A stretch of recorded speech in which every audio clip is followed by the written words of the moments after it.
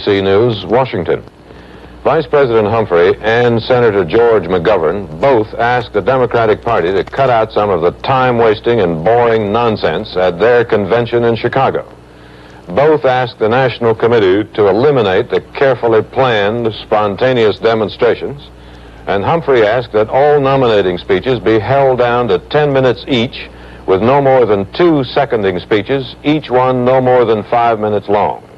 They both said also that eliminating some of these carnival uproars and some of those tiresome hours would make the convention a more effective way of doing the work the delegates go there to do. Humphrey's was in the form of a letter to National Chairman John Bailey. McGovern offered his thoughts at a press conference. I recommend that floor demonstrations on behalf of candidates put in nomination for the presidency and vice presidency be eliminated. The sight of grown men and women cavorting around the convention floor simply is not in keeping with the serious business we are going to Chicago to consider. Delegates should be asked to cast the votes of their states with the minimum of local advertising. Committees to advise candidates that they are wanted in the convention hall should be eliminated. The candidates know full well they are wanted in the hall, having watched the events on television. Other measures could be taken which could streamline the convention and enhance the businesslike appearance of our sessions. And let me just add that I think the American people are sick and tired of hoopla at these national conventions. They're interested in 2 things, the issues and the programs that the convention brings before the delegates and before the people, and they're interested, secondly, in the nominating process. And both of those important tasks of a national convention can be conducted better if we eliminate some of the extraneous demonstrations that simply waste time and bore the American public. If Humphrey and McGovern succeed in this, they will no doubt earn the gratitude of the delegates who have to spend all those hours in those hard little kitchen chairs, and of the television audiences who tune in to see who is nominated and wind up seeing somebody hollering from the rostrum about a politician they never heard of. Senator McCarthy has offered some of the same ideas in a general way. In St. Louis last night, McCarthy, drew one of the biggest and most enthusiastic audiences he has had since he started his campaign. Here's a report from NBC News correspondent Charles Quinn.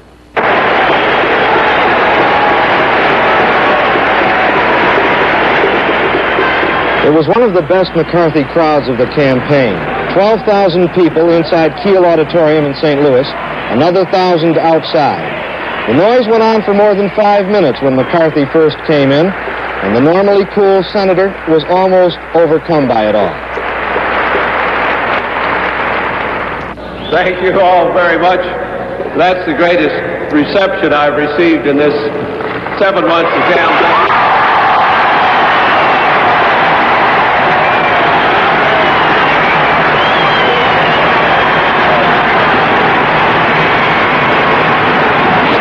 Probably hear this all the way to Chicago.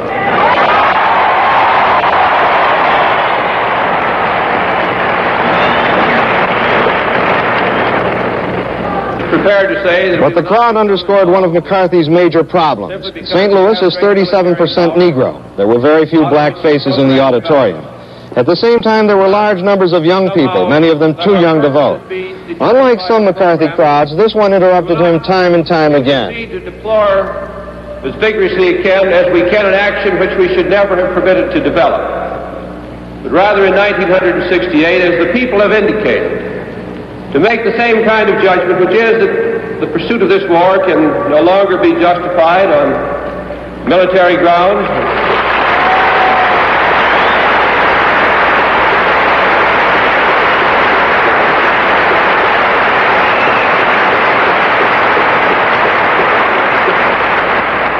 Or on political grounds, or on economic grounds.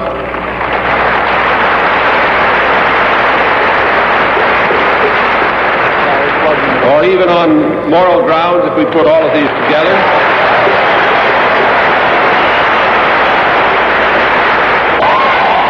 McCarthy hopes for other huge, enthusiastic crowds like this tomorrow. McCarthy Day rallies across the country, more massive outpourings of support, to impress the convention delegates and somehow to keep his still flickering chances for the Democratic nomination alive. Charles Quinn, NBC News, reporting. The Huntley Brinkley Report is produced by NBC News and brought to you in color by Borden. You'll find our new trademark on over 7,000 different products, and everyone's got to be good. Nobody makes cottage cheese like Borden. This is so special. There's got to be a secret behind it. Maybe the secret is its high protein and body-building nutrition, or that naturally creamy, dairy-fresh taste that adds so much flavor to low-calorie salads and main dishes. Come to think of it, there's only one secret ingredient in this cottage cheese. Its name. If it's Borden, it's got to be good. Still in seclusion in San Diego, again spent the day on the telephone trying to unify the party. He telephoned 4 Republican moderate leaders, Governors Chafee of Rhode Island, Love of Colorado, Evans of Washington, and Lavander of Minnesota.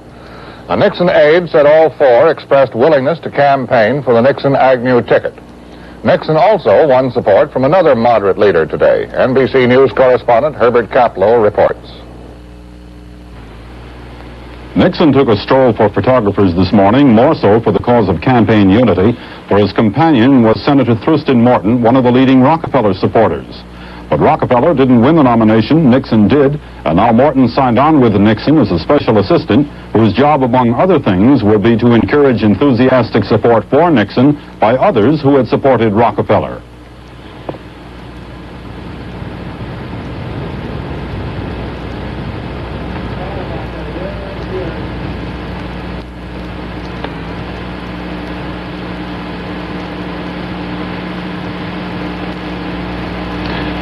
In a news conference after the walk by the beach, Morton amplified on his new alliance as a special aide to Nixon.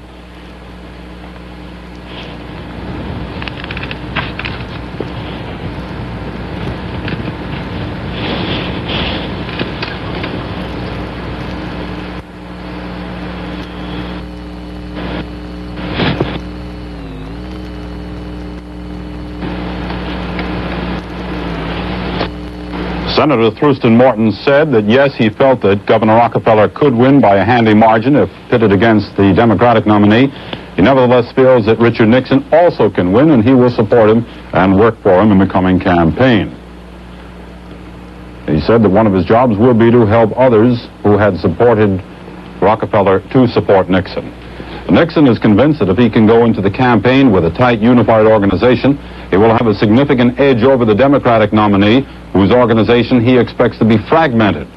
That still, however, would leave Nixon with the problem of winning non-Republican votes so essential to victory, and that probably will be the biggest challenge of all to Nixon. Herbert Kaplow, NBC News, reporting. Nixon and a number of other speakers in Miami Beach, when they turned to the question of law and order, had numerous cutting remarks about the Justice Department and the enforcement of the law by Attorney General Ramsey Clark. He must have expected some of it, but he may have heard more than he expected. And when he held a news conference today, he was asked about his reactions to the attacks on him by Nixon and others. It was something of a disappointment to me. I think there are real issues in this election. They're very important, and the American people need to know where the candidates stand on each issue. I know where I stand, and I've tried to tell the American public. I stand for effective gun control. I stand for professionalization of police. I stand for massive new efforts to control delinquency among juveniles. And these are the issues that need discussing. I hope all the candidates will address themselves directly to the issues and not to personalities. You're saying, though, you're misunderstood. Why should you be so misunderstood? What is there inherent in these times or the character of America that makes this happen? I didn't say I was misunderstood. You say I was misunderstood. I am not at all sure that the people of America misunderstand me. I think maybe some people want to misunderstand me to raise a false issue rather than addressing themselves to the very real and critical problems that we have in these United States. The false issue that is being raised would be what? Well, the false issue that you suggest is that I'm soft on crime or that I believe looters should be permitted to go free, both of which are absurd. In any case, Nixon and his advisors have decided the issue of crime and law enforcement will be one of the most effective, if not the most effective, issues in this campaign, and they plan to make the most of it.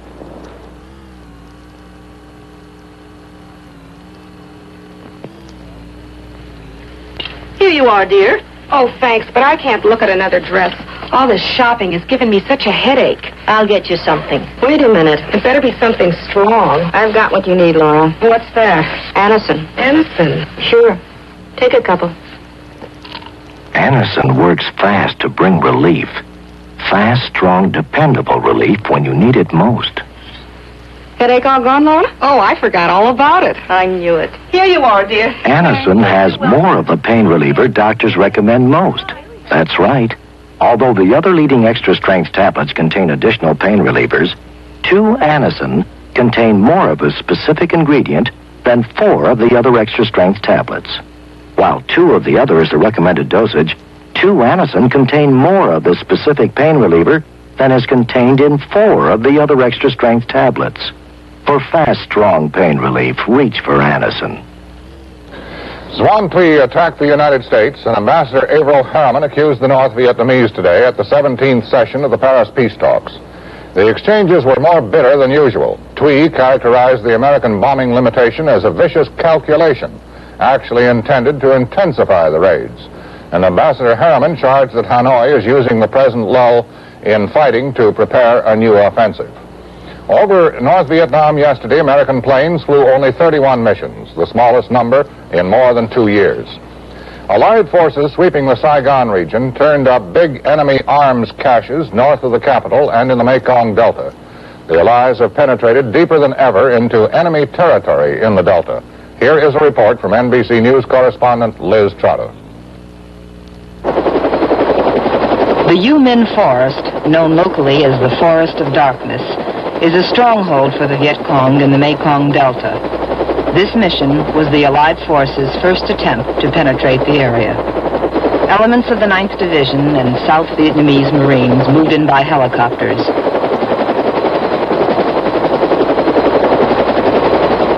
Farmers and water buffalo in the rice fields below scattered as they approached. The troops slowly cut a tortuous path through the dense jungle and swamps.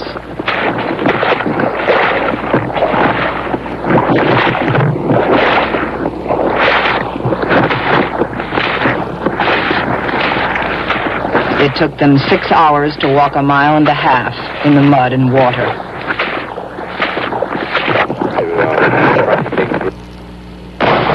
Viet Cong bunkers were spotted.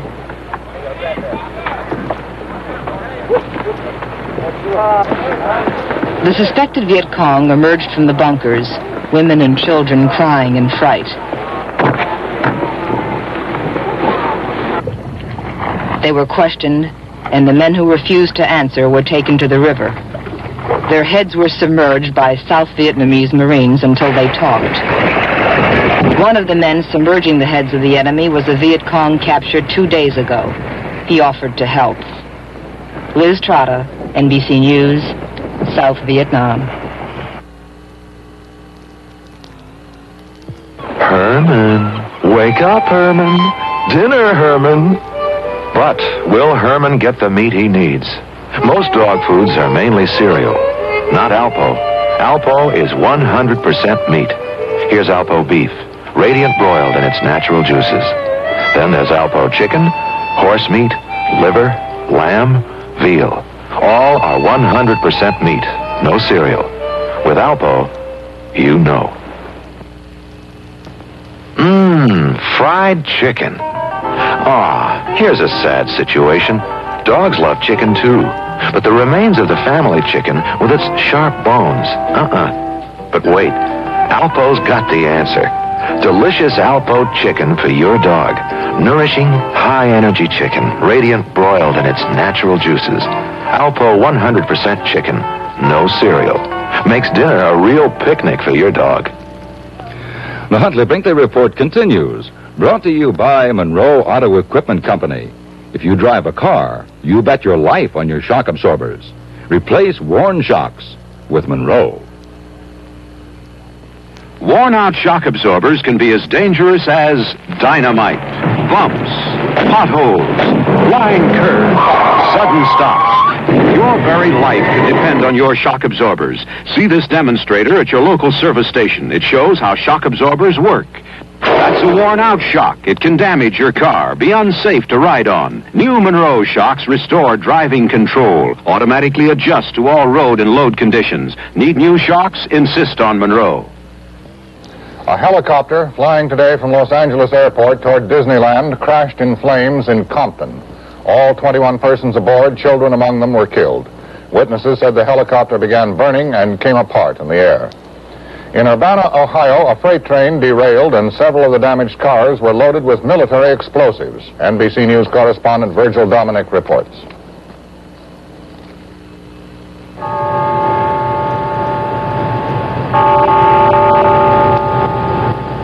It was noon in Urbana, Ohio, but the normally busy streets were nearly empty.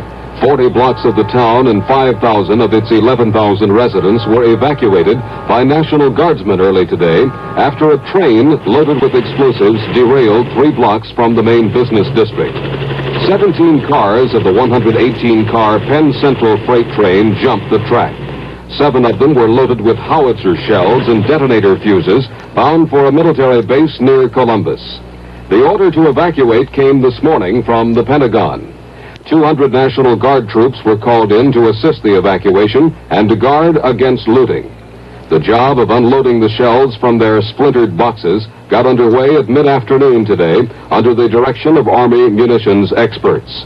Each shell is being moved by hand to trucks that are taking them to a storage area at Clinton Air Force Base 70 miles away. The residents of the town were moved to the county fairgrounds on the outskirts of the city, although experts say there's not much danger of explosion. Authorities hope to have all of the shells removed by late tonight, and then the people can start going home. Virgil Dominic, NBC News, Cleveland.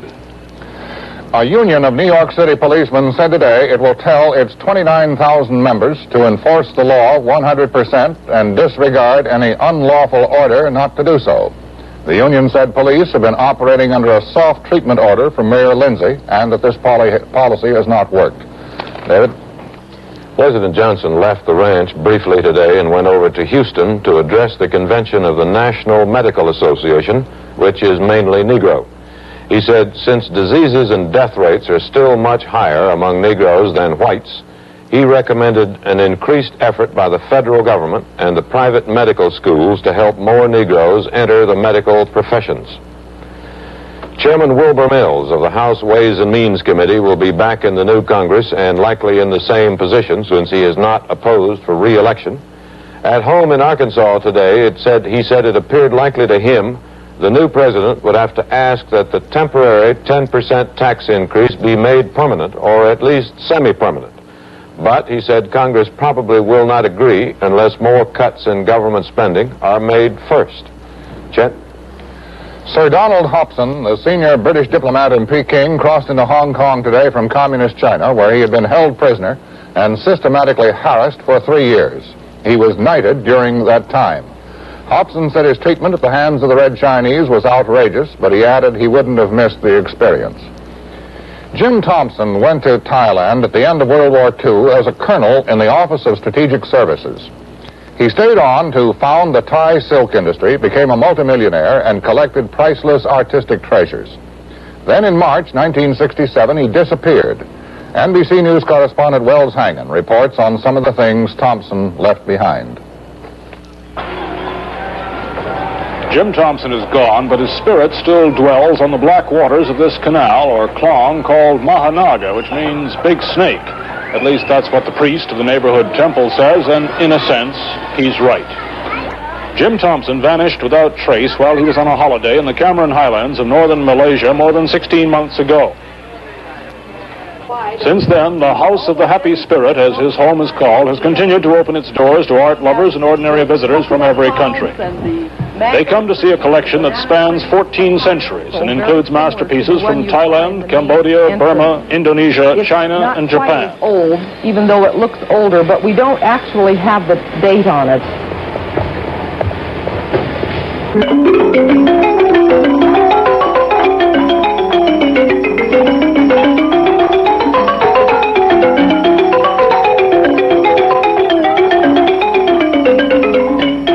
There are no more gay parties, but the house still comes alive of an evening as when the classical Thai dance troupe, supported by Kodak Far East, put on a special performance recently on the brick terrace off the living room.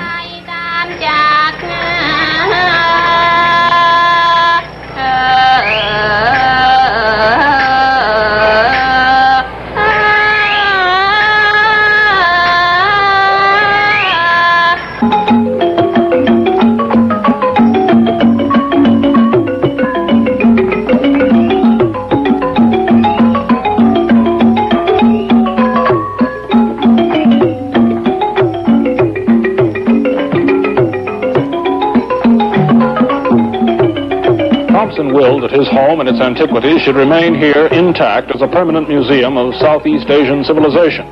Despite a court fight between the Thompson family and Thailand's officially sponsored Siam Society over who should administer the estate, Jim Thompson's wishes have so far been respected. Sometimes the Thai wife of one of Thompson's close friends visits the house to see that everything is in order and to remember the man who lived here.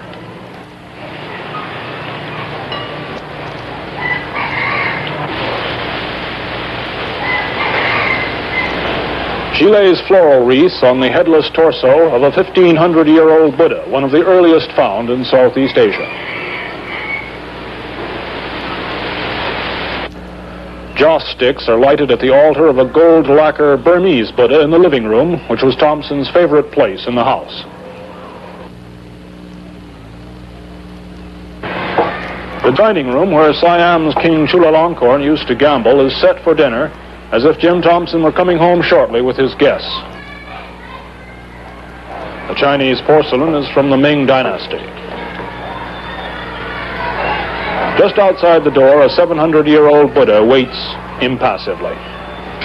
In Jim Thompson's study, a 6th century Siamese Buddha gazes down on the empty chair in front of a desk peopled with antique bronze and stone figures. The master bedroom has many heirlooms, but no air conditioning. Jim Thompson wanted his home to be as exact a replica as possible of a traditional Thai house. Standing guard in an alcove off the bedroom is a magnificent bronze statue of Hari Hara, supposed to be the combination of the Hindu deities Vishnu and Shiva.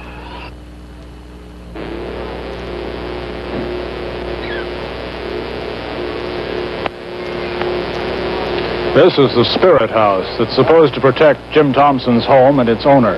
Once every day, someone comes here to offer food or flowers to propitiate the good spirits and drive away the bad ones and hope that Jim Thompson comes back.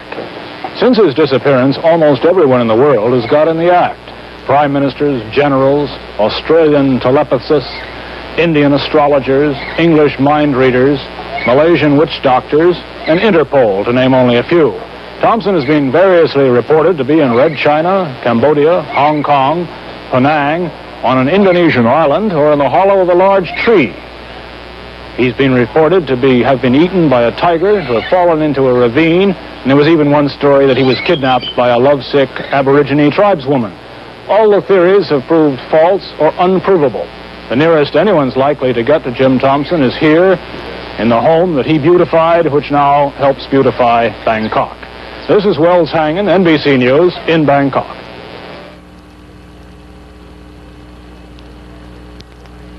Can't sleep because of simple nervous tension? Take Sominex for a good night's sleep and a good bright morning, too. Sominex contains 3 medical ingredients to bring on sleep. Take Sominex as directed for 100% safe sleep. Take Sominex tonight and sleep safe and restful. Sleep, sleep, sleep. Take 2 Sominex tablets. And sleep. Now also in capsules, hundreds of sleep-inducing granules. In every Sominex capsule. Try it. When a man is all man. a woman becomes woman. Redwood by Aquavelva is all man. To make a woman feel all woman. Redwood is all man. To make a woman feel all woman. Redwood, the exciting new aftershave by Aquavelva. Try it. The Reverend Ralph Abernathy today said there is a chance Senator McCarthy may visit the Southern Christian Leadership Conference convention. The convention opened today in Memphis with a decision against endorsing a presidential candidate. An Alabama judge today ordered a county chapter of the Ku Klux Klan not to interfere with school integration by burning crosses, shooting off guns, or otherwise intimidating Negroes. Nicolae Ceausescu, president of Romania, today said communist countries should settle their own internal problems. Tomorrow he visits Czechoslovakia. Nigeria and Biafra were reported today to have agreed to provide food and medicine for civilian victims of their civil war. Final arrangements, including inspection procedures, were expected to be worked out tomorrow. David? If the Democrats eliminate the floor demonstrations at their convention, as is now recommended, it'll save some time, even if it means a lot of bands and balloons and noisemakers never get used. But the real time wasters, as everyone saw last week, are the nominating and seconding speeches for non-candidates. It took the Republicans 8 hours to get through theirs, and unless they do something now, the Democrats will take just as long, if not longer. And they serve no purpose whatever. A favorite son who has votes committed to him can get his votes without formally being put in nomination with speeches. So it serves no parliamentary purpose and no political purpose. It serves only the vanity of those who enjoy hearing themselves praised from the rostrum for an hours on end, cliche piled on platitude. It is harder to stop that than it is to stop the demonstrations. The horn players can simply be paid off and told their services will not be needed after all. But asking a politician to lay aside his vanity and to give up the heady experience of hearing himself praised for an hour or so is not that easy. Good night, Chet. Good night, David, and good night for NBC News.